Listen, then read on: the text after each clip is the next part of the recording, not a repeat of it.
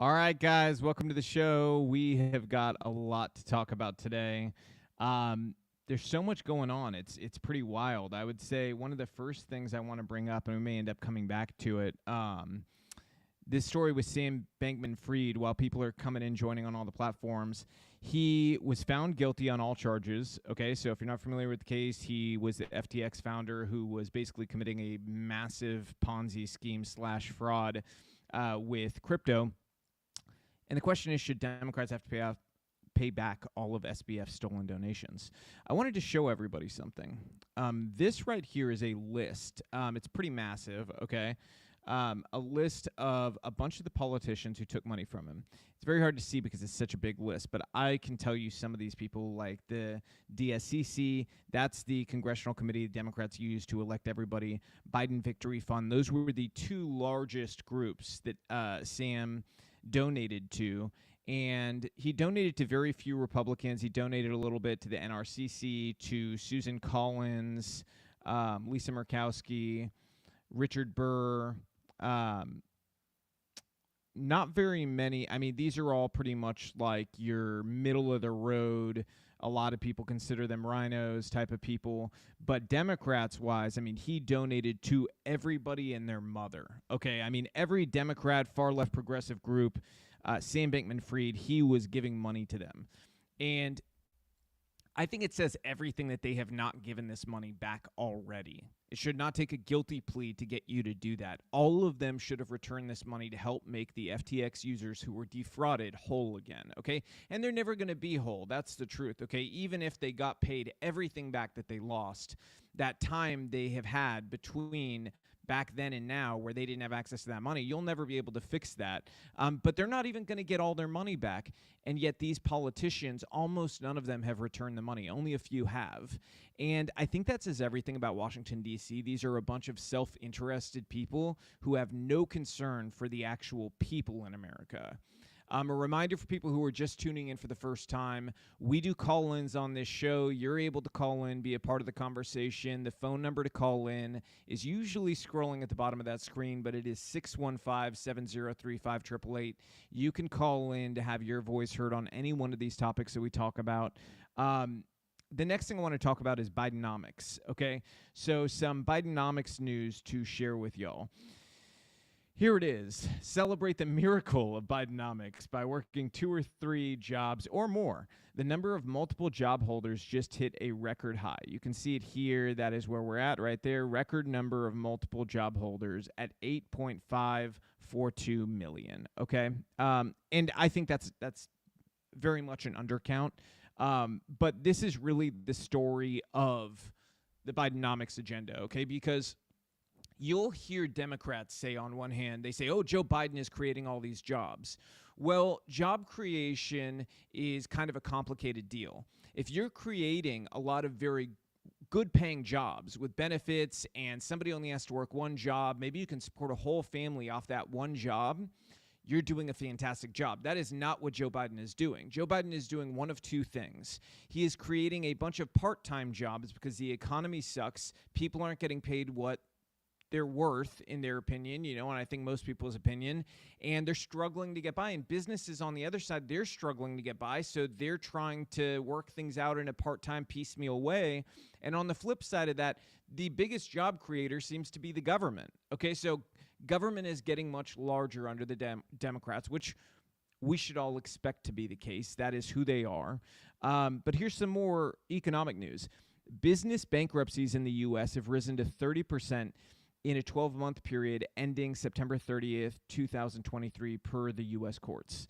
And the number of bankruptcies in the U.S. recorded year over year have increased for 13 straight months. That is Bidenomics. That is the Democrats' economic policies in action. Bankruptcies, people having to work multiple jobs, and the government being the largest employer, okay? Bidenomics has created a government jobs boom. Good for Washington, bad for middle America, says Stephen Moore, who has, a lot of experience in this area. Look at that, the 9-month net employment change. You've got government leading the way, okay, above everything else. We're just growing government like crazy. And I have a question for anybody sensible. When has the government done a good job at literally anything? Have you been to a DMV? Have you been to any driver services thing? Some states call it something different. Have you been to any Social Security office? Have you been to any government office?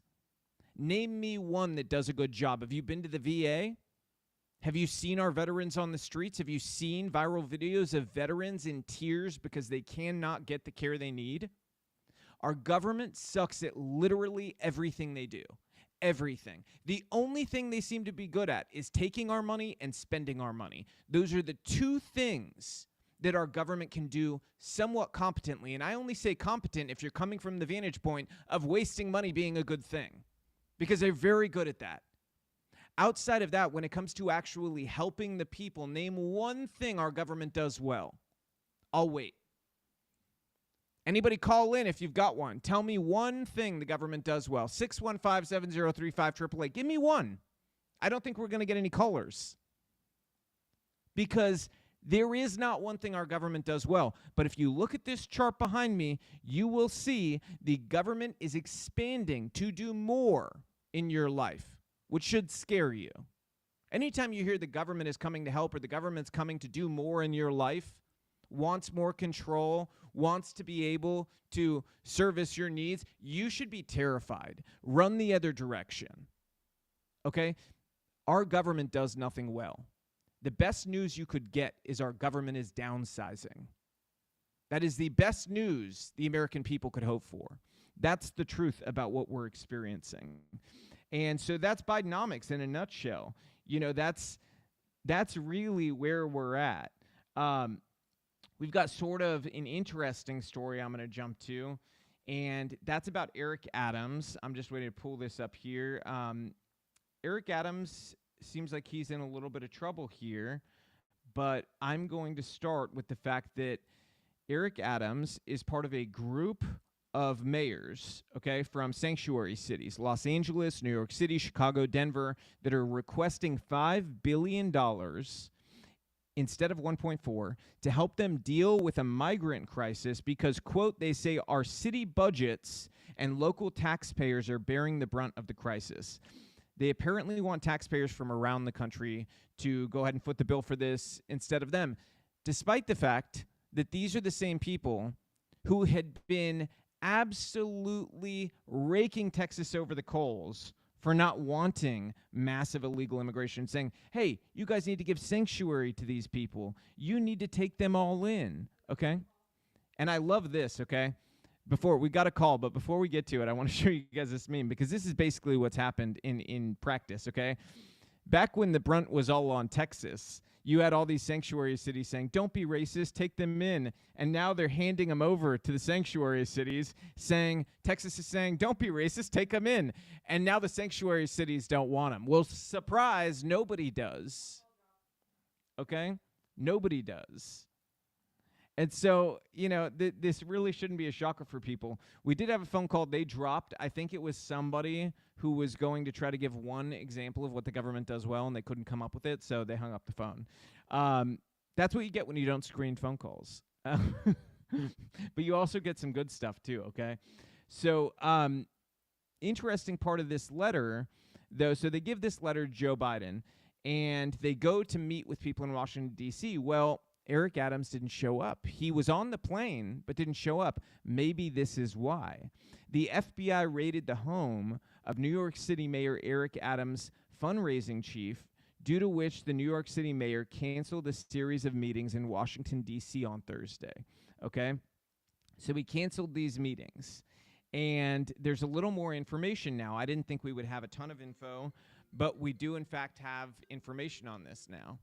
We've got U.S. prosecutors and the FBI conducting a broad public corruption investigation into whether the New York mayor Eric Adams' 2021 election campaign conspired with the Turkish government to receive illegal foreign donations, okay?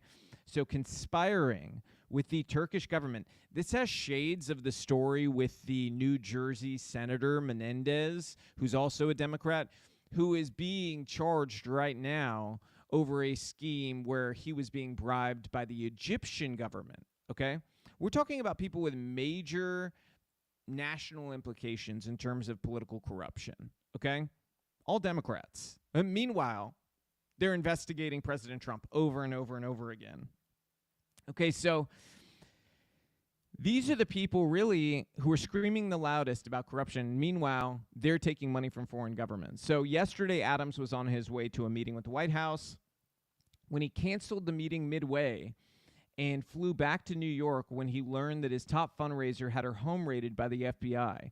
Investigators sought to learn more about the potential involvement of a Brooklyn construction company with ties to Turkey, as well as a small university in Washington, D.C. that also has ties to Turkey and to Adams. Investigators also sought evidence to support potential charges that included the theft of federal funds and conspiracy to steal federal funds, wire fraud and wire fraud conspiracy, as well as campaign contributions by foreign nationals and conspiracy to make such contributions. The agents seized 3 iPhones and 2 laptops, along with papers and other evidence, including something agents identified as manila folder labeled Eric Adams, 7 contribution card binders, and other materials.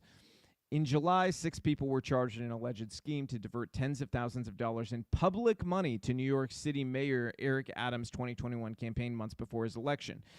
Political corruption like this from the Democrats should be absolutely no surprise. This is the mode of operation for these people. So I wish I could tell you like, oh, I'm outraged. I'm not outraged. I mean, I used to be outraged. Now I'm used to it, sadly. This is what these people do. They're as corrupt as they come. They will take money from anywhere, including foreign countries. I mean, there was this massive scheme in the 2020 election where micropayments could be made through Act Blue from foreign countries as long as they were using gift cards. As far as I know, this was never investigated, okay? And that could have added up to a limitless amount of money. But the truth is the Democrats are not hiding from political corruption. They're not pretending dark money is bad in any way. Do you remember when they used to try to do that? They used to try to pretend dark money is bad. That's not who these people are anymore. In fact, you know, we've got a couple stories here we're going to pull up because we're going to dive right into the political corruption here. So, and this goes pretty far because this also connects to the case in Colorado where they're trying to remove Trump from the ballot, which we're going to talk about here. But the political corruption here is so deep. Okay, so we're going to start with the liberal dark money network that has donated $10 million to anti-Israel causes. And don't worry, this connects back, okay? So one of the largest left-wing dark money networks that has funneled more than $10 million to anti-Israel causes over the past 5 years, it's this group called Arabella Advisors, okay? They contribute to a bunch of progressive nonprofits. The reason I bring this up, this is a big story right now because they're helping fund these protests that are really supportive of Hamas, okay? You've even got these fake Jewish groups that they're funding, okay, where these groups stand with Ilhan and they're posting stuff like this. I'm sorry, but I don't buy that these are Jewish people behind this when they're supporting, you know, really like the Hamas caucus. You know, I'm not buying it. I have trouble buying that, okay? I think most people do, especially when the money is coming from this dark network where really there's no explanation as to where the money's coming from, okay? So this dark money group is bankrolling that. They're also dropping millions to push the abortion amendment in Ohio. But the truth is Democrats have made their peace with dark money. Over the past half-decade, Democrats have quietly pulled ahead of Republicans in untraceable political spending. One group helped make that happen, and that's the group we just talked about, okay? So these articles about Arabella Advisors are, you know, really, really deep. You can find them, search Arabella Advisors. There's a bunch of deep dives on them, but it's basically progressivism masked as philanthropy for a lot of billionaires. So even Bill and Melinda Gates Foundation, they're the single largest donor to Arabella groups that has been identified because, again, a lot of these dark money groups, you don't have to identify donors, but some self-identify.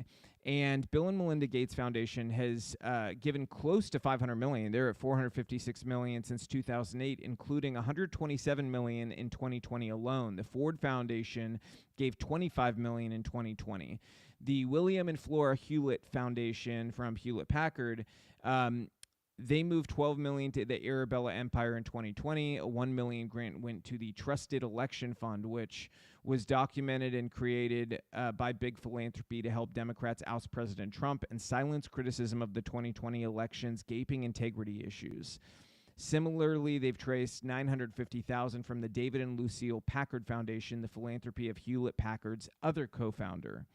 In keeping with retail brands, the Kellogg Foundation of cereal fame gave $2.5 million to Arabella's groups last year, while the Robert Wood Johnson Foundation, named after the son of a Johnson & Johnson co-founder, donated another $8 million. This list goes on and on, okay?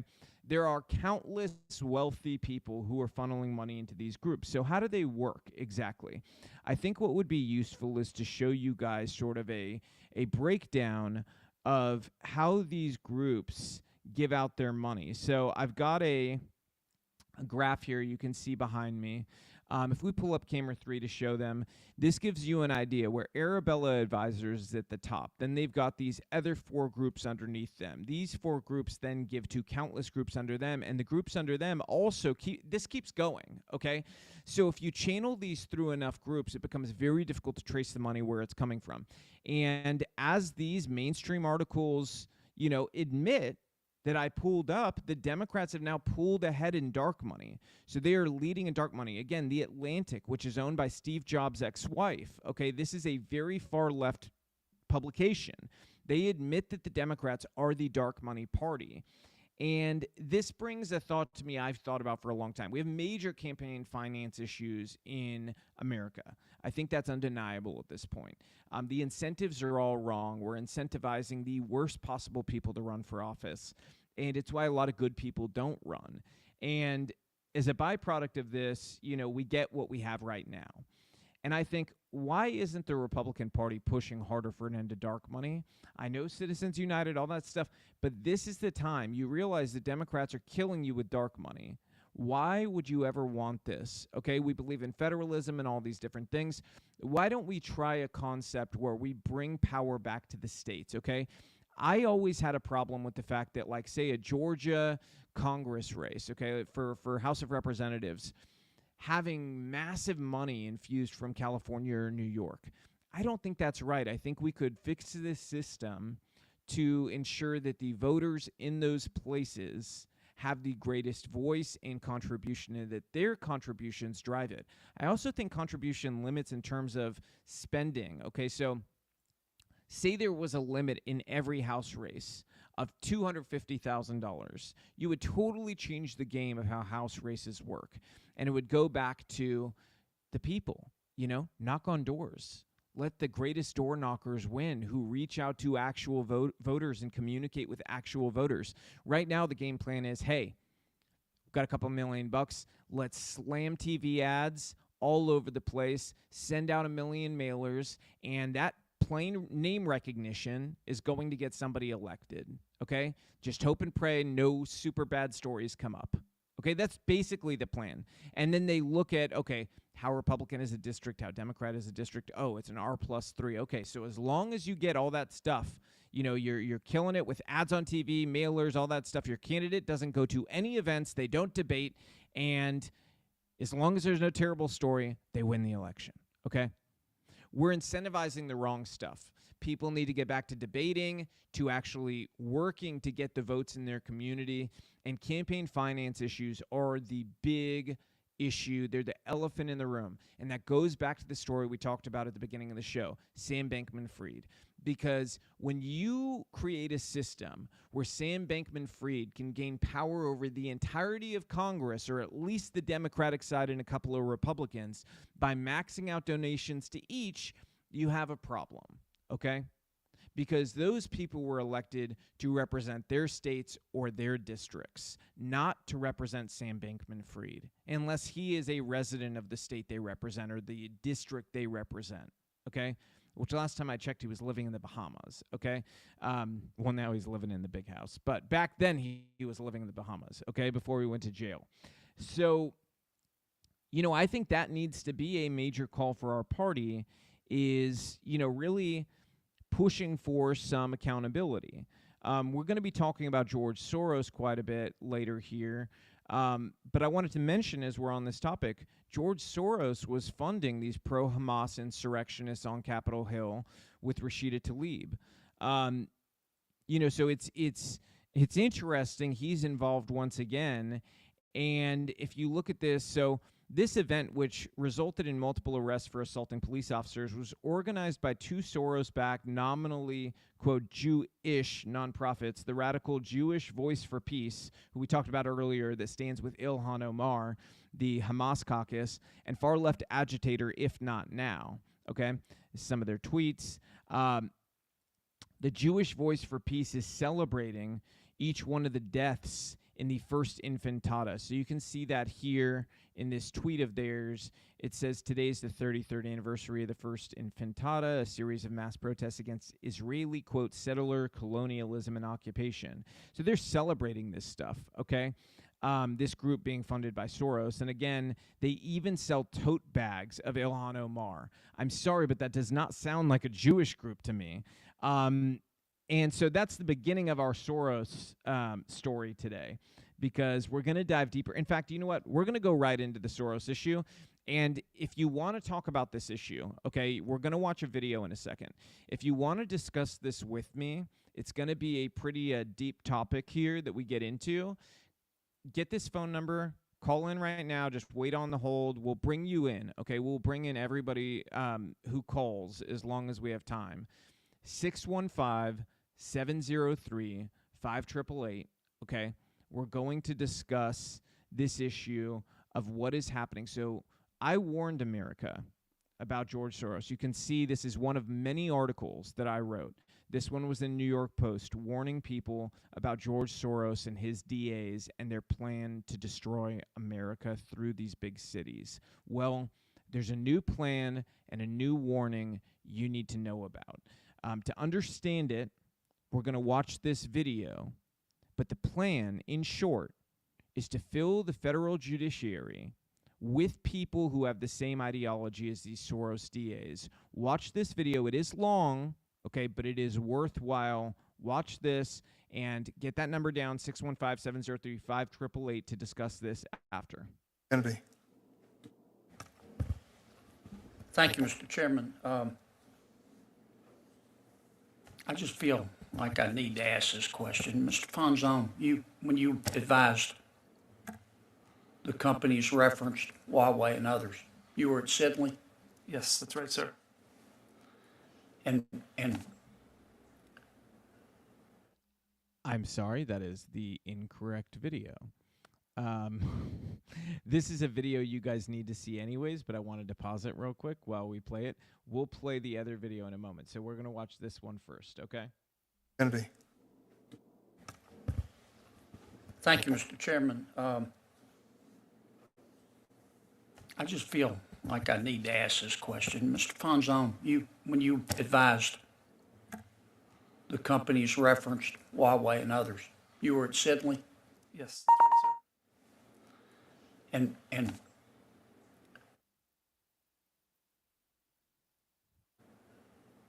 The video cut out?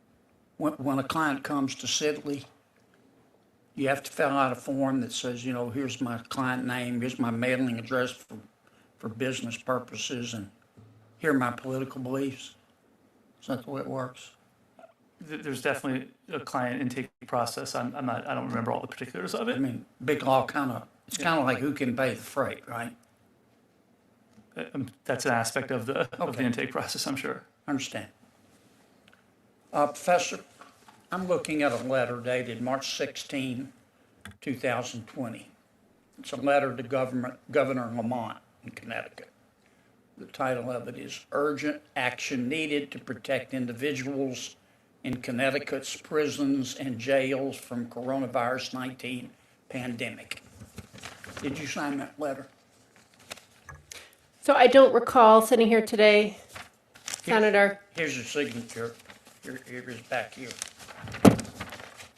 Why didn't you turn this over to us when you were asked to submit documents? So, Senator, I made every effort to search for everything that I had ever signed. That's not a letter I remember, but I will certainly take a look at that. And We found it was with a search on the internet. so I apologize, Senator. I apologize. In that I your missed letter that. to the governor, here's what you say. As they stand, prisons and jails are detrimental to public health and human rights and disproportionately harm marginalized communities, including Black, Brown, Indigenous, and other communities of color, immigrants, people with mental illness, people with disabilities, people in the LGBTQ plus community, people who use drugs, people engaged in sex work and street economies, and people experiencing houselessness and poverty. So if you believe that about our prisons, how are you going to ever sentence somebody to prison? So, Senator, I will need to take a look at that letter, and I apologize that that's not something I found to hand to this committee. You're not denying you said that. I do need to see the letter to see the context, because again, it's not something I remember adding my name to. I can assure you, Senator. And you also say, first, you call on Governor Lamont to release everybody in jail. Is that right? Because of the coronavirus? So again, Senator, I would need to see that letter in front of me. It certainly was not. You can find it just put your name into Google. You'll find it in about 3 nanoseconds. I will, Senator. I can assure you that You said in your letter, Professor, we call on Governor Lamont, state of Connecticut, and all Connecticut jurisdictions to immediate release to the maximum extent possible people incarcerated pre-trial and post-conviction. And then you go on to say, talking once again about our jails, the global COVID-19 pandemic is throwing into sharp relief the untenable state of our penal system and the need for sustained action to shrink its scale, shrink its size, and shrink its scope. You sound here like the district attorney in San Francisco. If you believe that, how are you going to ever sentence anybody to jail, Professor? I can assure you, Senator, that I understand the role of the judge, and that I can assure you prison time is an appropriate sentence in many cases. That's not what you say here to the governor. You wrote the governor. This isn't some DoorDash delivery guy. You wrote the governor of your state 3 years ago. So again, I'm Senator. in law school. So again, Senator, I would need to look at the letter. It sounds like it was written at the height of the pandemic, where governors were looking for. You also wrote the governor, you said, people over the age of 55 are at the greatest risk for COVID-19, but also pose the least public safety risk to our communities. People in this age group can and should be released immediately to mitigate the spread of COVID-19. You think the governor if you're over the age of 55, he should have let everybody go? No, Senator, that's not a position. That's what you said. Okay. Here it is, biggest house. Again, Senator, I will look at that letter. I can assure you that. Find it on Google, Professor. You also say Governor Lamont should issue an executive order to direct the state's attorney offices and law enforcement entities, including the town and city police departments, and any federal law enforcement entity operating within the state, to immediately cease adding to the incarcerated prison population given the high risk of infection posed by the population increase. You asked the governors to tell every law enforcement official in the state to stop arresting people and putting them in jail, didn't you? So again, Senator, I have to look at that letter. I do think there were modifications that the governors were making around the country to respond to the pandemic. You also had an opinion in your letter about, can I have another 30 seconds, Mr. You had an opinion in your letter about immigration. You said immigration detention poses the same health risk to jails and prisons, and Connecticut law enforcement must stop feeding people into the unsafe and inhumane immigration detention system. Then you say Governor Lamont should release all individuals currently in state custody who are awaiting transfer to ICE custody, and the governor should declare a moratorium on all such future transfers. How, if somebody is in our country illegally and commits a crime, are you going to put them in jail if you believe this about immigration? Senator, I can assure you, were I so fortunate to be confirmed, I would treat crimes That's not seriously. what this letter says, Professor, and it was 3 years ago. Wasn't when you were in law school, and you didn't turn it over to us. We had to find it on. So I want you guys to think about this, okay? I know that was a long video, but there's a couple very important points. Number one, these Marxists always lie. Did you guys see how she ducked every single question? Didn't matter how many times he asked it. It was, oh, I don't know, I'd have to see the letter. You signed the letter. You sent it to the governor of your state. You don't remember this? She remembers. Okay? This is the oldest trick in the book for Marxists. They just pretend it didn't happen. Okay? And when they fail, their policies fail inevitably. They always do. They pretend that didn't happen too. Or they'll say, oh, that wasn't real communism. That wasn't real socialism. It failed because of some other thing. Okay? This is what they do. She concealed this letter on purpose, hoping nobody would find it. But Senator Kennedy, who I love, his team found it. And it's very clear. She's asking, just to reiterate, she asked the governor of her state to release every prisoner, to direct the police to not arrest and put anybody in jail, to stop all deportations, do not communicate with ICE, and allow illegal criminals to roam on the streets of their state because of COVID. An angry cold, basically, okay? Let's let all the criminals, rapists, pedophiles out of prison over a cold or a flu, okay? We'll say an aggressive one. Does that make sense to anybody? No. This is the same ideology as the Soros DAs, okay? And what you just watched is a judiciary hearing to become a federal judge, nominated by the Biden administration, the Democratic Party, all of these people in cahoots to get people into the federal judiciary as judges with massive power who have the same ideology as Soros DAs. And I can guarantee you right now that Soros's money is behind this.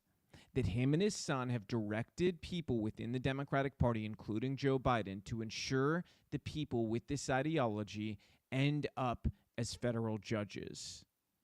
We are no longer talking about a simple, hey, there's these, tax differences between Democrats and Republicans. We are talking about putting actual Marxists in power as federal judges. Okay? I want everybody to understand that. An ideology that has killed more people than anything. These people at their core, in their heart, they are communists. I hope everybody understands that. And if you have somebody in your life who says, oh, they're not communists, they don't say they're communists. Castro didn't say he was a communist either, okay? Castro admitted he was a communist after he had consolidated power. Why would you do it before when people know what communism is?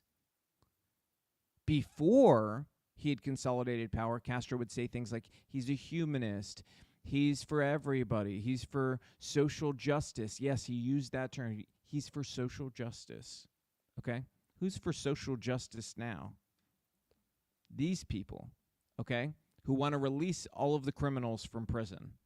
That's who the Democratic Party wants to put into power. You can't stress that enough to people, okay? Show that video to any Democrat that you know, okay? It'll be available after the show's done today. It'll be up everywhere. Go ahead and grab that video, show it to any Democrat you know, and ask them to explain why Joe Biden and the Democrats would nominate somebody to be a federal judge who does not believe people should be in prison and who wanted to release all the criminals over an aggressive cold. Ask. I would love to hear their answers. I would love to. In fact, if you record the conversation, I'd be happy to play it next week on the show, okay? But I would love to hear your guys' thoughts on this because I warned people years before the Soros DAs became a big story. The Republican Party nationally did nothing about it, okay? In this case, I also believe that nationally the Republican Party is going to do nothing about this, okay? Because we have the wrong people in leadership. That's the truth.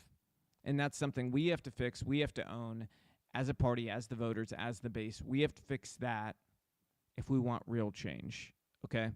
Because there's no excuse for not doing whatever we can to stop these things, okay? I think that it's one of those things where if you have a conscience, you've got to do everything. It's a moral imperative to do everything to stop these people, okay? And the National Party has shown us no evidence that they're willing to act in a significant way to stop this insanity. I want to jump real quick now to this Colorado story, okay? The trial has begun over whether Trump should be kept off the 2024 ballot in Colorado. The lawsuit alleges that Trump violated his oath of office in efforts to overturn the 2020 election, J6, blah, blah, blah, okay? A state court in Denver began hearing arguments Monday in a lawsuit seeking to bar former President Donald J. Trump from Colorado's 2024 ballot. I just have to stop here. Aren't these the people who claim to care about democracy? They're always like, democracy this, democracy that. We need to save democracy. Republicans are a threat to democracy. MAGA extremists, threat to democracy. They can't stop saying democracy. Last time I checked, democracy involves allowing people to vote for who they want to vote for. But these people want to literally remove Trump from the ballot. They argue that Trump should be prohibited from running in future elections, citing Section 3 of the 14th Amendment of the Constitution, which states no person can hold office who is engaged in insurrection or rebellion after having sworn under oath to support and defend the Constitution. The suit alleges Trump violated his oath of office in efforts to overturn the 2020 election leading up to the J6 attacks in the Capitol. Okay? Scott Gessler, a lawyer for Trump, decried the lawsuit as anti-democratic and characterized Monday's hearing as politicized in opening arguments. He insisted that Trump used the words peace several times in his speech, which is true. Trump did do that. Trump did use the words peace multiple times, okay? Eric Swalwell testified. If we want to talk about the types of people testifying to get Trump off the ballot, isn't that another guy who says he cares about democracy, but he's working to get somebody removed from the ballot that at least close to the half the country wants to vote for, but they want to remove that choice from the American people? Make that make sense for me, okay? And, a couple things you should know about this case, because in my heart of hearts, I believe Trump will be removed from the Colorado ballot, and I don't think it's going to be the last state he's removed from. And here's why, okay? These are the types of people testifying. Eric Swalwell, this is a D.C. cop who testified today in Colorado to get Trump booted off the ballot. He's one of the 4 J6 celebrity cops helping promote the narrative, and he referred to Trump supporters as terrorists during his July 2021 J6 committee hearing. Here's a tweet from him. I did get vaccinated. I'm not a moron. And that's him. So I don't think we're looking at unbiased individuals, okay? I really don't. I don't think we're looking at, I don't think we're looking at mentally okay individuals. I mean, this looks like a disturbed person if you look at this image. That doesn't look like a healthy person to me, at least. That looks like a disturbed individual. That's just me, though. Now, here's the interesting thing, okay? The other reason why I believe Trump will be removed from the Colorado ballot is because the judge overseeing the case, okay, in this case, she gave a political contribution to a group that likened the J6 attack to an insurrection, okay? So she literally gave money to a political action group who was working to boot the people out of Congress who had supported Trump on January 6th, who had gone and made any sort of, hubbub about the election. That's what this group was going after. And specifically after people who had supported Trump on January 6th. That's what the judge had done. She had donated to the Colorado Turnout Project, a political action committee formed to vote out Republicans who supported Trump on J6. The FEC data's there, all that stuff's there. And my question is, I remember back in the day, corrupt judges, if it was out in the open and it was like publicly undeniable and all of this was there and it was a big story, you would have to recuse. That's no longer the case because they've gotten these judges in office. Again, this is a recent judge. So we just got done talking about the Soros judges. This is a recent person to be put on the bench there, okay, in this leadership position. Now has the power to remove President Trump from the state's ballot. Doesn't matter how you feel about President Trump. You could hate him, you could love him, think he's the best, think he's the worst. Doesn't matter. You should think people have the right to vote for him. You should think that it really is communist to take him off the ballot. I mean, there's no other way to put it. It's a communist tactic. At least over 40% of the American people want to vote for him. Probably 50. Okay? That being the case, we all know what's going on here. The polling is bad for Joe Biden, so they've got to do this. They've got to work against the American people to do this. And I think it's important that everybody understands that. Before we jump to Ukraine, which is an important topic, for people who are new listening in, you can call in on any one of these topics, 615-703-5888, and we'll talk. But I just want to give a shout out to the Texas Rangers, okay? A few symbolic things to point out. If you look at this image behind me, it is sort of symbolic of the fact that they were playing a team whose mascot is a snake, a serpent, okay? They slayed the snake, as you can see here. Diamondbacks have been slayed, okay? And not only that, but the Rangers are the single team, okay, the one team in all of Major League Baseball who does not have a Pride Night. The one team. And they won in the same season that the Los Angeles Dodgers, who started the season as the favorite to win the World Series, honored a drag group who mocks Jesus, okay? And they won the World Series on the night that two of their players, including their youngest star, Evan Carter, wore shirts saying Jesus won. Okay? I would call that some poetic justice. I think that that's pretty incredible. You could at least say God has a sense of humor. So congrats to the Texas Rangers. Not my team, but this season I've adopted them because if they're the only team willing to stand up for something, then they're the only team worth rooting for, because Major League Baseball disgusted me and everybody I know this season with their actions around honoring the Sisters of Perpetual Indulgence who do nothing but mock Jesus and Christianity. Okay? Next story I want to jump to is Ukraine. David Sachs wrote a fantastic thread I think everybody needs to hear, so I'm just going to go ahead and read his thread. The Ukraine War's Cronkite moment. Zelensky's own inner circle tells Time magazine that the war is unwinnable. Read that again. The war is unwinnable. That's Zelensky's inside circle telling Time magazine this, who previously did a puff piece on it. If you haven't read it yet, this week's Time magazine cover story on Zelensky is extraordinary. It covers almost everything that critics of the war have been saying, starting with the fact that it is unwinnable for Ukraine. Moreover, it goes further in describing Zelensky as, quote, delusional for his failure to recognize battlefield realities and his unwillingness to consider peace negotiations with Russia. Most remarkably, the sources for the article are Zelensky's own aides and advisors. In other words, what they will call, quote, Putin talking points are coming from inside the house.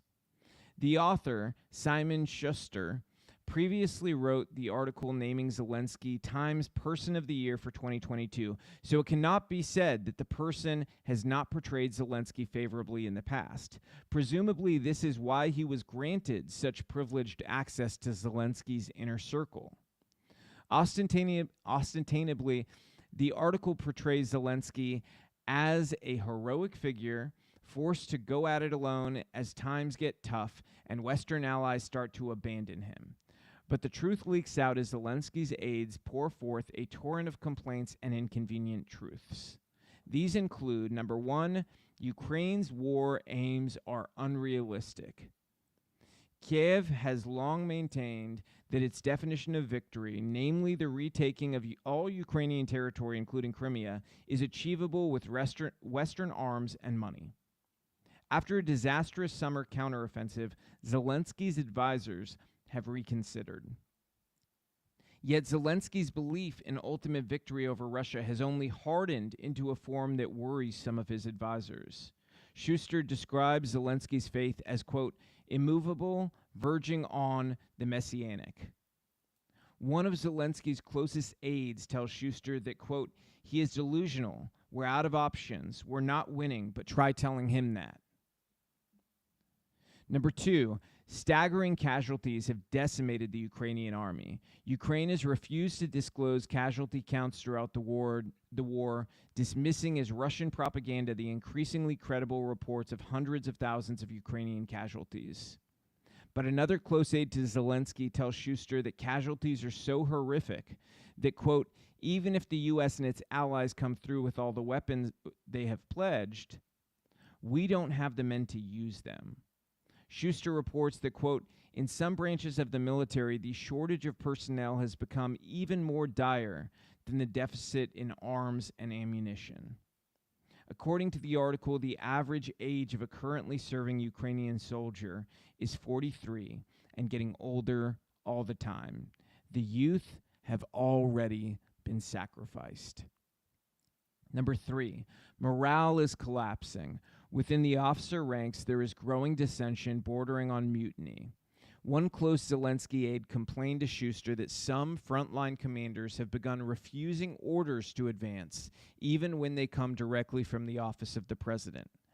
In many cases, orders are refused because they are deemed impossible. Number four, corruption is uncontrollable. It has long been taboo in Western media to suggest that Ukraine's government is shot through with corruption. Yet a top presidential advisor admitted as much to Schuster once his audio recorder had been shut off. Quote, people are stealing like there is no tomorrow. So now the truth is starting to be let out. After Walter Cronkite returned from his fact-finding mission to Vietnam in 1968, he concluded that the war was unwinnable. He ended his famous broadcast to the American people with this exhortation.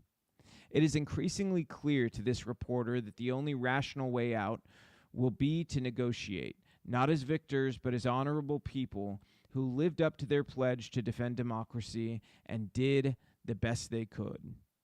Now that the truth is clear and undeniable, will we take Cronkite's advice with regards to this war? Will we seek to negotiate an honorable peace and save the Ukrainian people from further needless slaughter? Or will we remain trapped in Zelensky's bunker of delusion, psychologically, if not physically, waiting for the inevitable end? I thought that this was a fantastic thread that summarizes quite well the time story. The one thing I will say is, I don't think enough people understand just how in cahoots major journalists are sometimes with the government and allowing a certain narrative to start to get out. I would say it's very possible this narrative and the truth about the corruption being allowed to start to come out through a mainstream reporter who previously wrote the story about Zelensky being Man of the Year or whatever for Time magazine. Sounds to me like the government understands the Ukraine paycheck is about to go away. It's going to be replaced with money for war in Israel, and that to be able to cleanly get out of that and give explanations to Democrat voters who have made the Ukraine war their entire personality at this point. They seem to do that with whatever the current thing is. They stick the flags in their bio and all that. They need an explanation to them, so they're going to start leaking out the truth about the war, which is that it was always unwinnable, okay? Everybody knew that from the beginning who really was looking at this rationally. And beyond that, a lot of people got called a lot of names and even, treated like they were, Putin apologists, when in reality they just didn't want young Ukrainian men and women to die. Okay, that was it. For me, that was it. And I think with David Sachs, the same thing. They didn't want young Ukrainian people to die. And beyond that, didn't want us to needlessly spend ridiculous amounts of money in a country that we don't belong in. Okay? I think that this is sort of a microcosm, though, of how our government works with the media to use a narrative to sort of shift society in a certain direction. So I think that time is coming. Government recognizes Ukraine needs to sort of go away, certain point soon. It's going to be replaced with this issue in Israel. And I think we as the American people need to be very careful ever being cheerleaders for war, okay? The only time we should cheerlead a war, and even then cheerlead is probably the worst word for it, but the only time we should ever be in a position where we are rooting for somebody to go and decimate another army is when it's like a case of just absolute pure evil and it threatens our homeland and our way of life and our children and our families, okay? In that case, I get it. But in these cases, when you're talking about very complicated, nuanced wars that have to do with, in both cases with Ukraine and Russia, really situations that are about land and borders and things like that, this is, in many cases, not something where we should really be spending our money, okay? We should be spending our money at our border, which is wide open right now, not in Ukraine. Not on their border, which we have literally spent money on Ukraine's border. Well, we literally have the Biden administration cutting holes in our border fence, okay? I just want everybody to remember that's what's going on here. While Biden helps secure the Ukrainian border, he is simultaneously cutting holes in our border fence, which we covered yesterday or day before yesterday. I want to talk about this too. Here's another member of the media, okay? This fellow at the Daily Beast, he wrote this tweet up. I guess you call it a post now on X. Mike Johnson, who's the new Speaker of the House, does not have any retirement savings. He does not own a single stock. He does not have any assets at all. In fact, he has less than $5,000 in his bank account. He's got a $250,000 to $500,000 mortgage. He has a home equity loan. And he has a personal loan. So Matt Fuller of the Daily Beast asks, what is his retirement plan? To lobby? Well, it's really none of Matt's business, honestly. I never see the media going after politicians who are getting rich off of being politicians. I mean, you see these people there for decades and decades and decades. That's all they ever do. They don't have a company. They don't have business. They've never run a business, never dealt with any of that and building something and making it successful. I never see them go after them when they retire worth over $100 million. I never see that happen, okay? They rarely ever go after these people in their pot of gold, okay? I wonder why that is. Instead, they're going after a guy who basically is in the economic position most Americans are. Most Americans are in that position where they don't have a retirement savings, they don't own stock, they don't have a ton of assets, they have less than $5,000 in their bank account. A $1,000 expense is a big deal to them. They've got a mortgage they have to pay. They live paycheck by paycheck. In his situation, his wife works for a nonprofit, and they've got a lot of kids. They've got a lot of mouths to feed. Probably send them to private school for security reasons, and all of that together on his congressional salary leaves them very little money. And keep in mind, he has to pay for a place in D.C. and a place back home in Louisiana, okay? So yeah, on his salary probably leaves him with very little money. But here's the thing. We should want a Congress filled with people who are not raking in millions, okay? Having some people there who are very successful at business is great. But to truly be the people's house, I do think we need to have some people in there who know what it's like for normal people to struggle on a budget, to work paycheck to paycheck, but who are making it by, thriving with happy kids, okay? Because parents make a lot of sacrifices for their kids. They do a lot of great things, and to pretend that there's some sort of threat to our country because they don't have a retirement plan is crazy. They've given up a retirement plan to give their kids the best life they can give them. And I think that's honorable. And it's very telling that the media is attacking that instead of attacking the people who are profiting millions hand over fist, corruptly insider trading while members of Congress. Because there's a lot of them. Follow Unusual Whales if you haven't seen the lists. Okay? They're very compelling. Get into those lists on the Unusual Whales account, and you'll get the names, the stocks they're trading, what committees they're on, and they're using information from those committees to trade stocks in advance before you or I can find out about it, and then they profit. Media doesn't really go after them. They don't touch them, but they'll go after this. Mike Johnson living like pretty much most of America lives. Okay? I have no problem with it. I think that Mike Johnson, that's the way that he is living life, and it's the way most people are living life in America. I did want to bring this to everybody's attention. James Fishback, okay? He runs I believe they're a nonprofit. I know they're nonpartisan. Debate Incubate Club group / deal for kids. Check out his account if you have kids or grandkids interested in debate, because he's got the links on his X page. You can see it there. I'm going to zoom in on it. It's at @J_Fishback. He wrote this brilliant deal to describe what's going on in debate in America, and it's wild. I didn't know it had gone this far. I knew it was kind of crazy, but I didn't know it was this kooky. This was the final round, what I'm about to show you, of the most prestigious national high school debate tournament in America. Team A proceeds to tell Team B that they, quote, will not be debating the assigned topic, the benefits and costs of the IMF, the International Monetary Fund, because trans people, quote, are being genocided by MAGA Republicans, and that is way more important than debating the IMF. Team A starts off by playing an audio clip from a 1980s AIDS protest saying that 28 states want to kill trans people like her. They tell the judges that this round, quote, does nothing to the IMF itself, and as such, they have decided that, quote, this round is going to be a debate about debate, and that the judges' choice instead is whether to affirm our performance or not. They proudly declare that they will, quote, occupy the debate space until trans debaters can participate safely. I'm sorry, but I'm going to stop there real quick. Give me an example of a trans debater not being safe. Did somebody hit them? Like, what is going on in these debates? Because I've never seen a news story about it. I've never seen any example of anybody not being safe. The safety is up here that they're describing. And you're never going to be safe up here if you are mentally unwell up here.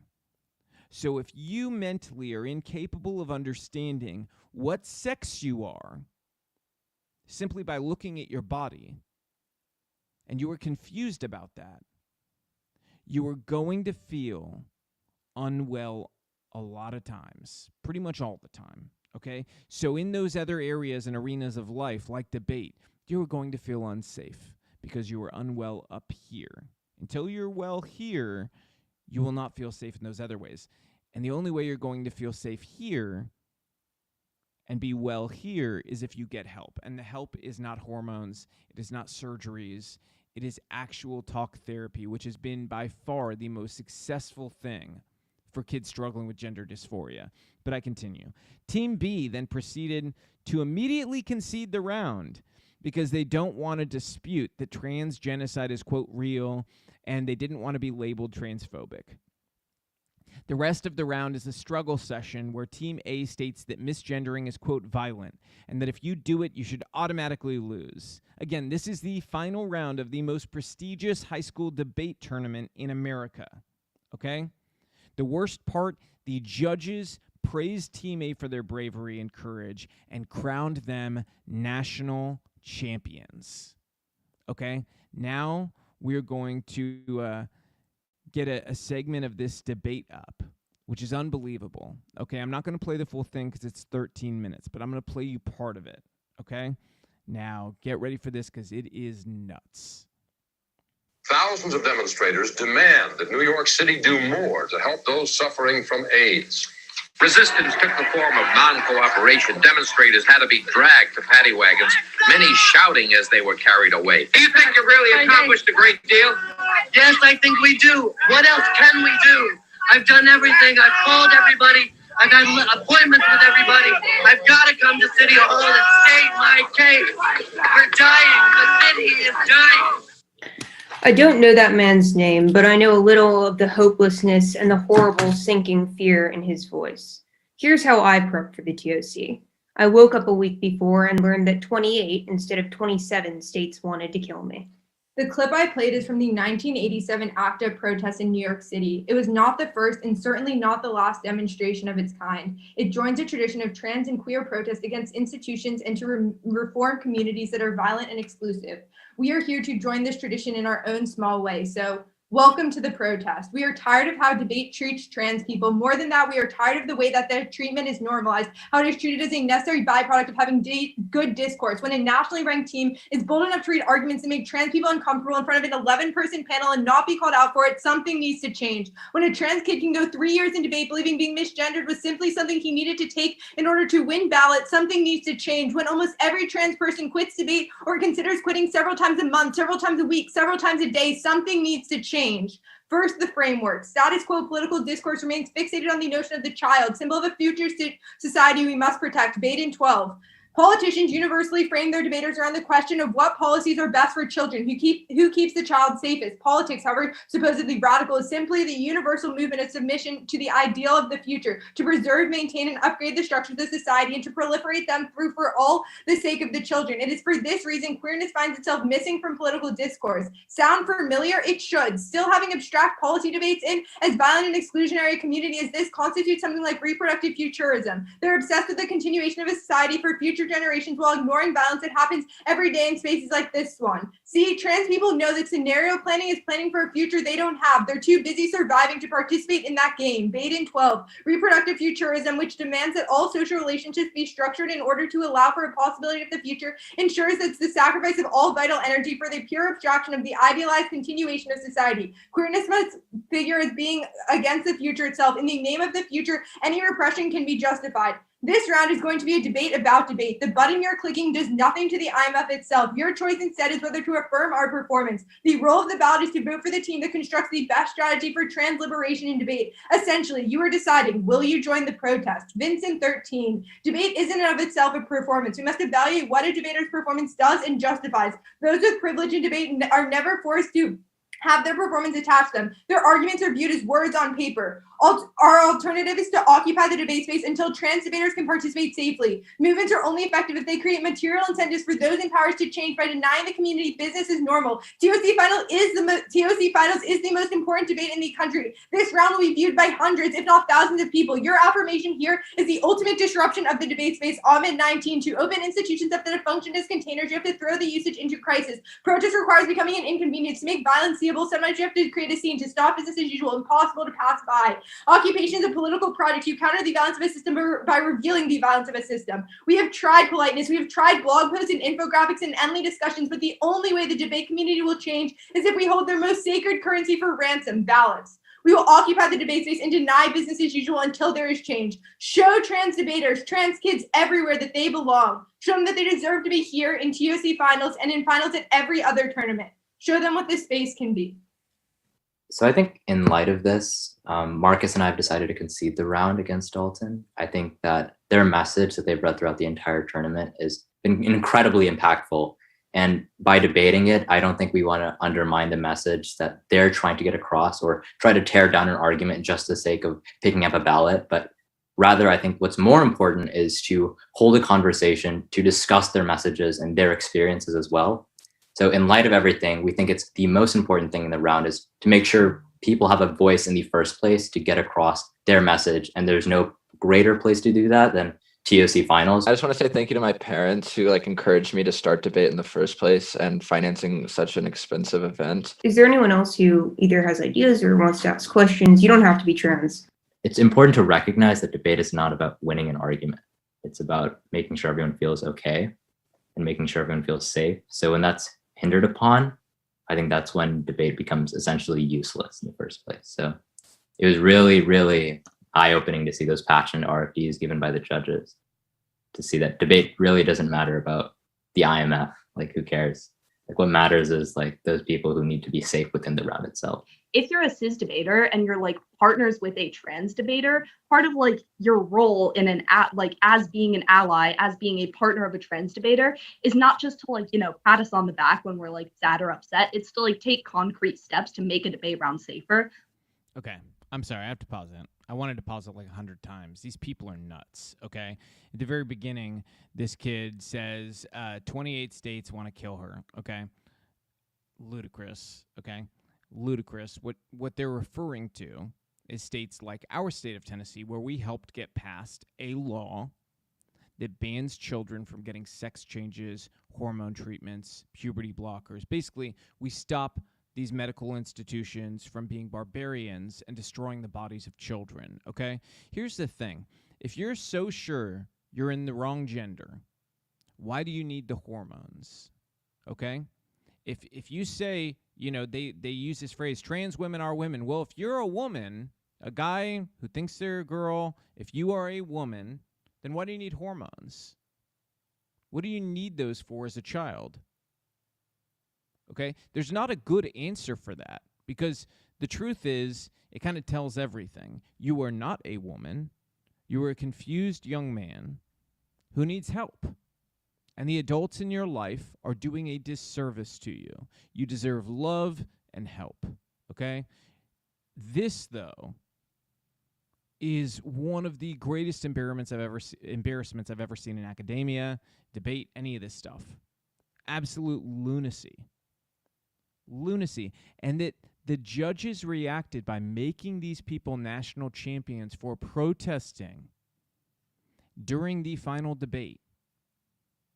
And their little tantrum is about feeling unsafe in debate as, quote, trans people. You're on Zoom behind a computer screen. Who is going to hurt you? Okay? Nobody has physical access to hurt you while you're behind that computer screen. Words are not violence. Comments in the comment section are not violence. They are somebody's words, somebody's thoughts, somebody's opinion. They may offend you. That's okay. Offense does not cause violence. Okay? The way you react to those words is not violence. In fact, if those words make you want to hurt yourself, get help. That is not on the other person, even though I probably disagree with people, you know, who are saying something really ferociously and makes somebody feel that way.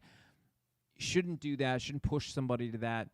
However, if you're feeling some kind of way that is dangerous after somebody says something to you because you're offended to a degree where you might hurt yourself, get help. You need help. Not to be made national champion in a debate competition for the most prestigious debate event in high schools, okay? And then for the other team to give up. These males showed a lack of masculinity, the masculine quality to compete, to be the best, to also try to protect others. There was nothing about what they did that protected the other team, the other girls involved in this debate. What they did was they showed cowardice.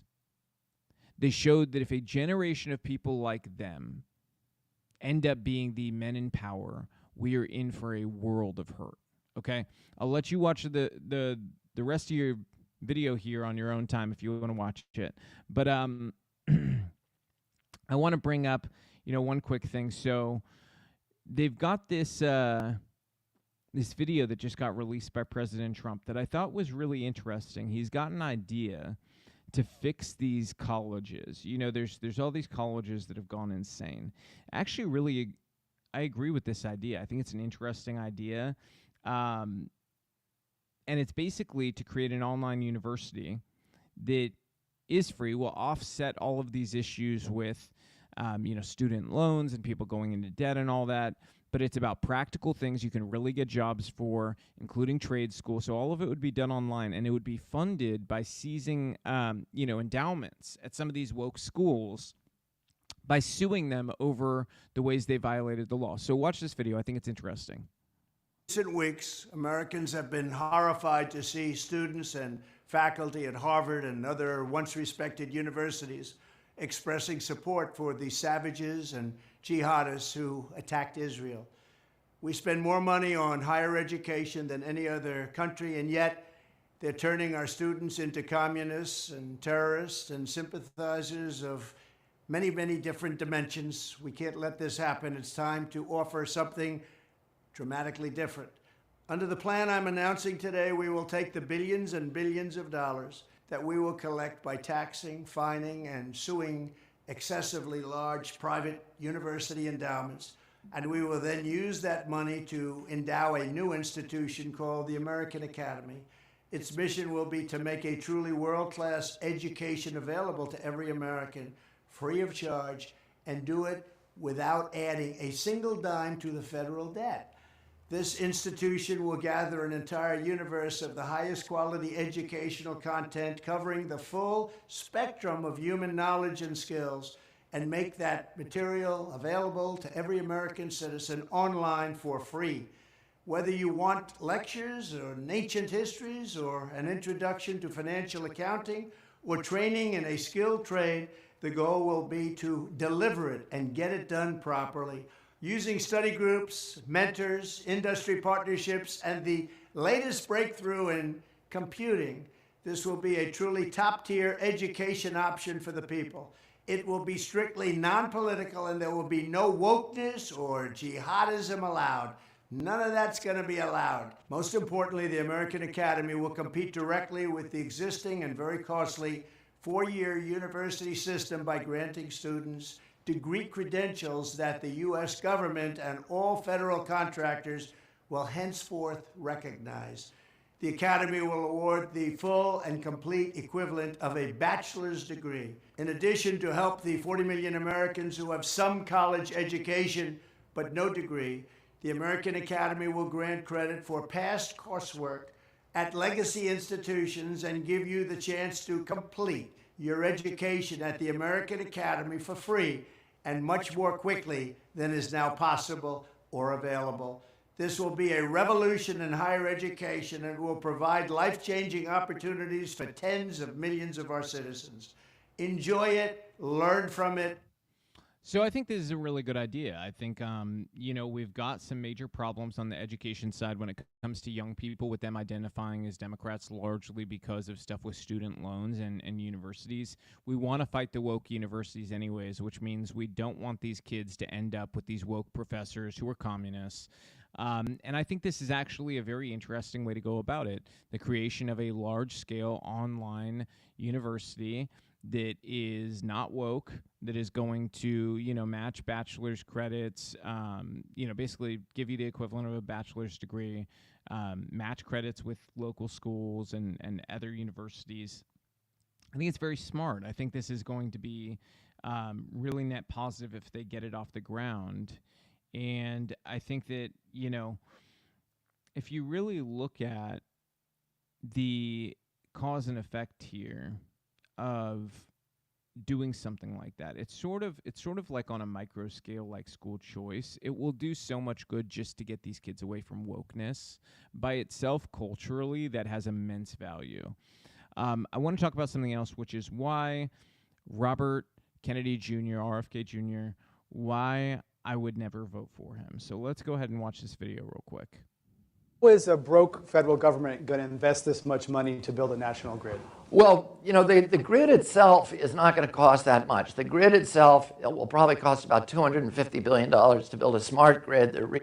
Just stopping it there for 1 second. $250 billion is not that much money, according to him. Okay. Reaches most of America, and that can do the things that we need to do, like can send signals through the line, allow the utilities to send a signal through the line to turn off the hot water boilers in 1 million homes for 15 minutes in order to avoid the peak demand that is the most expensive part of our electrical system. If you eliminated peak, you save enough natural gas in our country to power the entire U.S. Passenger car fleet. And we can do that just by using the grid smartly.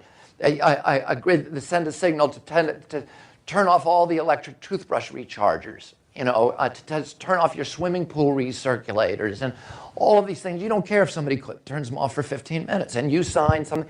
It can go into your car and borrow the stored electricity in your car, in your battery, whether you got a plug-in hybrid or a I'm sorry, guys. The show is ending now. We were just notified that the government is turning off the show for today to save electricity. That is what would happen if you went and you deployed the plan that RFK was advocating for, where the government would have full control to turn off individual items in your house to save energy.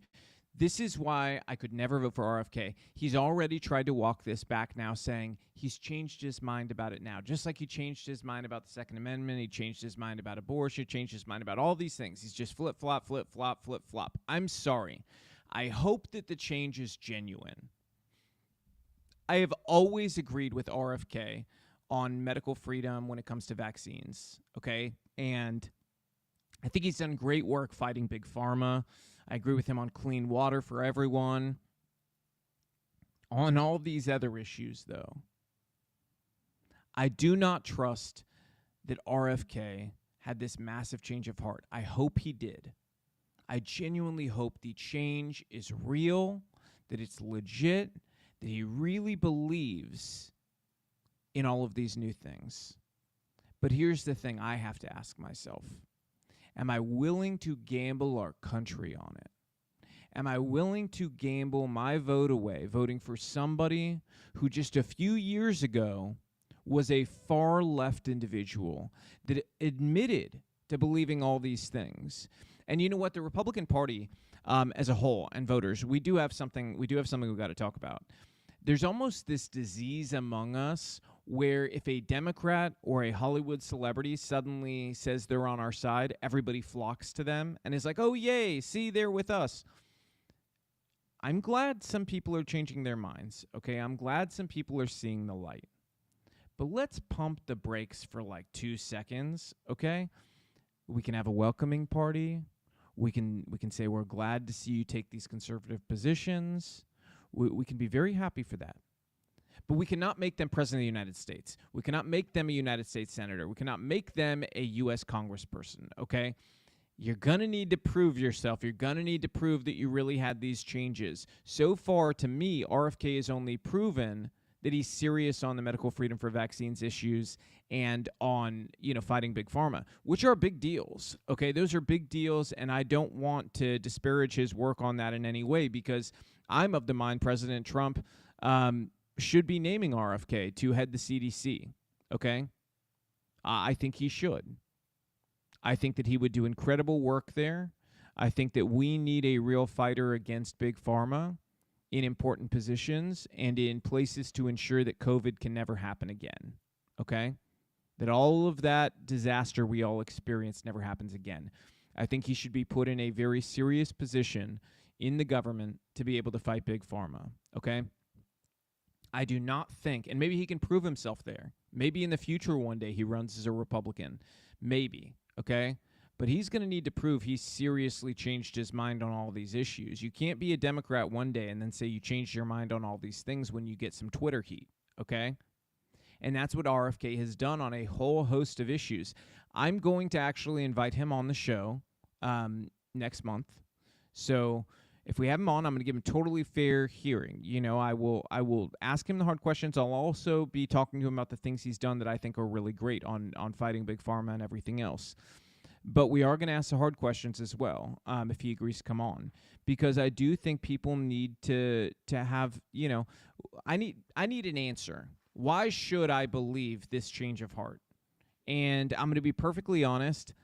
I don't think there's anything he can say that will make me believe he's conservative in any way on any of these other issues that he's flip-flopped on. I think he's good on the Big Pharma issue, and that's about it. All these other issues, very clearly his first impulse was something that is very authoritarian left-wing in nature. I don't think that changes at his age, okay? That's just my life experience. My bisabuelo, my great-grandpa, used to always tell me, you're not going to change the spots on a leopard, okay? It's not going to happen. You're not going to change them. So, once somebody's older and they've got those spots dug in, like, you're kind of wasting your time.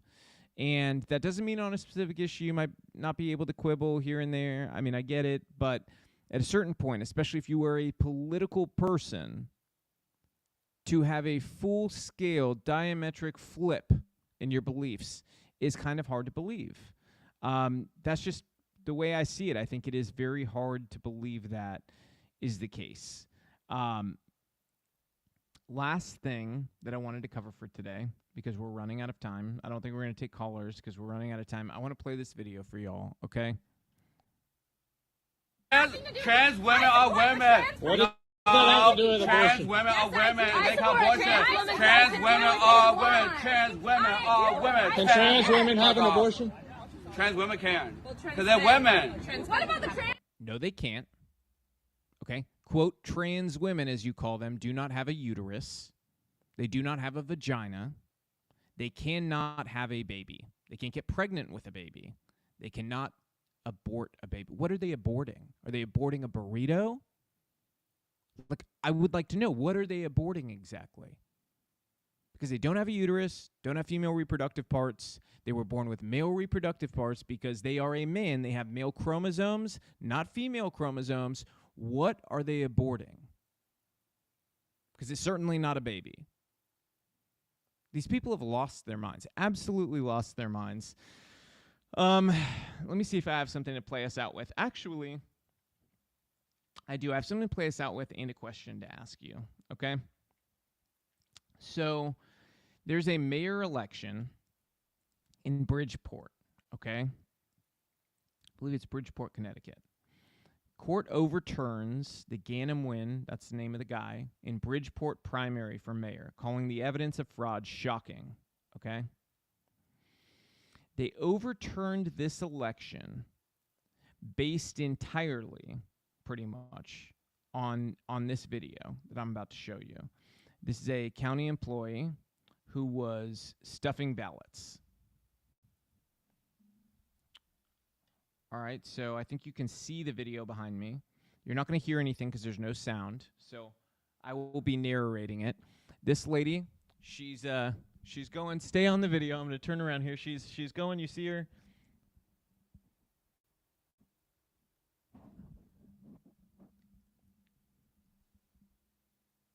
She's coming to the ballot box now.